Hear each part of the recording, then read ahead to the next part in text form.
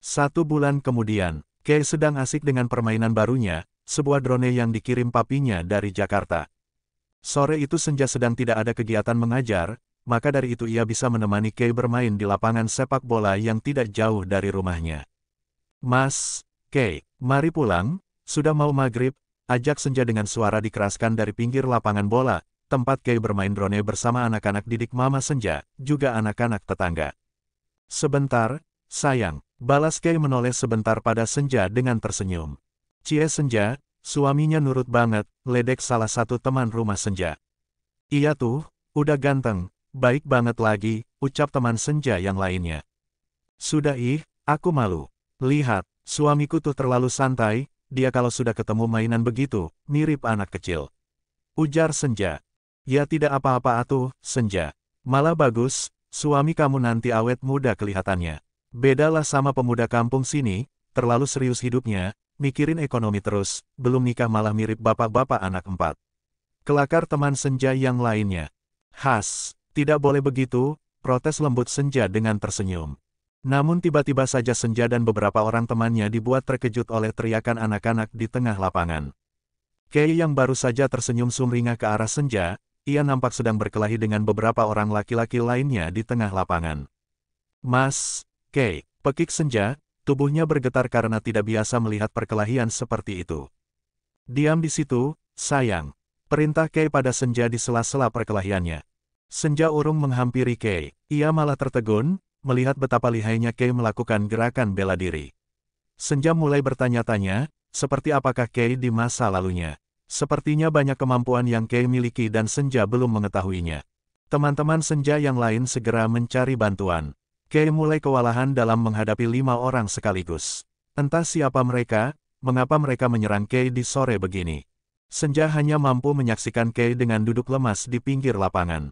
Mulutnya ia tutup menggunakan telapak tangan agar tidak berteriak setiap kali Kay kena tonjok atau tendang. Tidak berapa lama bala bantuan datang, bapak-bapak dan juga ibu-ibu yang mendengar ada yang diserang, mereka bergegas ke lapangan dengan perkakas apapun mereka bawa. Mana, itu Mang, teriak anak-anak yang tadi sedang bermain dengan Kay. Heh, kurang ajar, sudah membuat rusuh di kampung sini. Siapa mereka? Para ibu-ibu emosi. Mereka segera berlarian ke tengah lapangan untuk membantu Kay. Walaupun baru 1 bulan Kay berada di kampung tersebut, Kay terkenal dan banyak orang yang menyukai perangainya yang baik, dermawan dan walaupun Kay dipandang orang kaya oleh mereka. Namun mereka kagum akan Kay yang bersahaja, tidak segan dalam membantu orang lain, dari hal kecil hingga hal berat sekalipun tanpa diminta.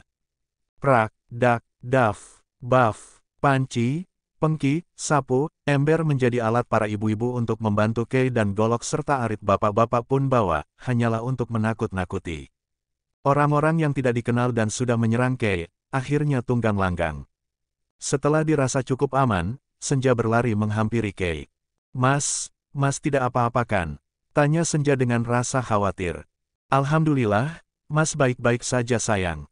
Jawab Kay dengan segera menenangkan Senja yang nampak ketakutan tersebut. Alhamdulillah sudah kabur para berandalannya, nak Kay. Ujar salah satu bapak.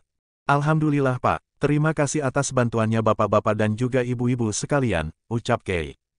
Sama-sama nak Kay, akan tetapi, mereka itu siapa? Kok bisa tiba-tiba menyerang nak Kay? Tanya salah satu ibu. Saya sendiri tidak tahu Bu, tiba-tiba mereka muncul dari sana, langsung menyerang saya dengan balok itu. Alhamdulillah saya bisa menghindarinya, jawab Kay menunjuk pada sisi lapangan, setelahnya menunjuk balok dengan ukuran lumayan besar yang tergeletak di sisi lain. Haduh tidak ada yang tertangkap sih, kalau tertangkap kita adili di rumah Pak RT. Ujar ibu yang lainnya lagi.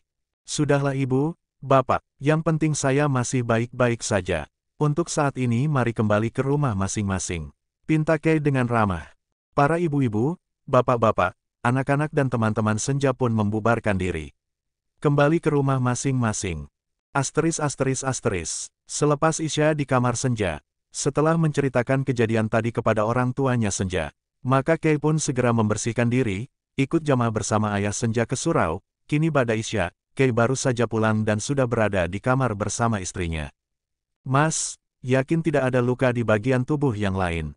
Tanya Senja masih nampak khawatir. Sore tadi, setelah mandi, Senja membantu mengobati luka dan lebam di wajah Kay. Hanya ada sedikit lebam di pipi dan segores luka pada bagian pelipis. Tidak sayang, kalau kamu tidak percaya, silakan cek sendiri. Kei berjalan menghampiri Senja, sembari membuka kancing setelan kokonya. Ih, Mas mau apa? Kok buka baju. Senja menutup wajahnya dengan bantal. Loh, katanya mau lihat tubuhku terluka atau tidak. Jika tidak buka baju, bagaimana kamu mau membuktikannya? Kei betul-betul menanggalkan atasan kokonya. Mas, aku mohon pakai lagi bajunya. Pinta Senja dengan suara bergetar. Kenapa? Kamu tertarik ya? Goda Kei. Bukan itu. Lalu, aku takut. Takut? Nolak kan? Maksudnya. Bisik Kei. Ayolah sayang, cepat. Kalau mau memeriksa luka pada tubuhku, Kei menarik paksa bantal yang menutupi wajah Senja. Setelahnya Kei meraih tangan Senja dan membawa telapak tangan saja untuk menyentuh dadanya. Lalu Kei berniat menggoda Senja, yaitu menarik perlahan telapak tangan Senja, agar mengelus lembut dadanya. Mas, pekik Senja, matanya terpejam. Namun, telapak tangannya sedang menelusuri lembut kulit dada Kei. Sedangkan jantung Senja mengalami aritmia, mulai muncul gejala jedar-jeder, jedak-jeduk yang agak kuat. Tangan Senja mengalami tremor sejenak, sebelum akhirnya entah bisikan gaib dari arah mana, Senja menikmati setiap inci dada bidang yang terbuka tersebut. Mas, Senja memberanikan diri membuka matanya. Ia menatap Kei. Sebentar lagi, sayang, aku ingin malam ini kamu menyentuhku dengan berani, walaupun hanya sebagian dari tubuhku. Kumohon, buatlah aku berarti sebagai laki-laki. Senja masih menatap Kei. Air mata Senja meluncur begitu saja, ketika rasa bersalah kembali muncul akan syarat pernikahan yang ia ajukan. Mas Kei, sangat amat berarti untukku, sebagai suamiku, sebagai laki-laki. Mohon jangan merasa rendah diri. Maafkan aku, karena syarat itu telah membelenggu hatimu dengan siksa batin. Karena syarat itu telah membatasi sebuah ekspresi sentuhan. Astagfirullah. Kei terkesiap. Hampir saja egonya menuntut Senja menjadi pelampiasan syahwatnya, dalam ketidakrelaan. Maafkan aku, sayang. Maafkan aku. Hampir saja aku memperdayaimu. Kei merengkuh tubuh Senja dan memeluknya, ia tergugu dalam tangisan tanpa suara. Penyesalanlah yang membuat Kei menangis. Senja membuat dirinya senyaman mungkin dalam pelukan Kei. Bahkan Senja membalas pelukan Kei. Dalam 1 bulan ini, Mama telah berulang kali mengingatkan Senja, untuk lebih menerima Kei, tidak boleh canggung dan takut terhadap sentuhan Kei. Senja harus berusaha rileks dalam menanggapi sentuhan atau pelukan Kei. Kini Senja mencoba mengikuti saran sang mama. Sepertinya dengan menerima sentuhan dan juga pelukan Kei, tidaklah buruk. Dia adalah istrinya yang tidak bisa terus-terusan menghindari sentuhan Kei. Mas, sudah. Pinta Senja dengan lembut. Lalu ia membimbing Kei untuk duduk di sisi tempat tidur bersebelahan dengannya. Senja menghapus air mata Kei. Begitupun sebaliknya, Kei menghapus air mata Senja yang juga mengalir di pipinya. Mas, kita buat kesepakatan, ucap Senja. Kesepakatan, tanya Kei. Senja mengangguk. Iya, kesepakatan untuk kita berdua, jawab Senja. Baiklah, kesepakatan seperti apakah itu? Tanya Kei kembali.